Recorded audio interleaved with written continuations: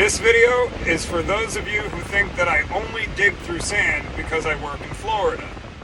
We are in beautiful Sunrise, Florida today to install a new lateral line inside of a 2.5-inch sleeve across this 24-foot driveway. This driveway didn't start as 24 feet, it was 15 feet.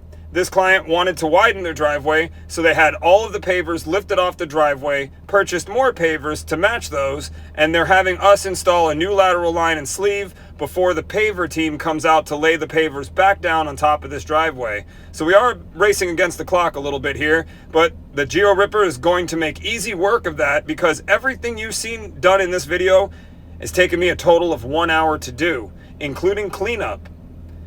Now I've got to get this cleaned up quick because as you can see, those clouds are rolling in quick and I have to install a whole zone around that beautiful palm tree on the other side of the driveway. Yes, I live in Florida and yes, there are sandy areas, but that's not everywhere, and wherever I run into a rocky area, like that driveway, I'm definitely using my GeoRipper because it just makes my life easier.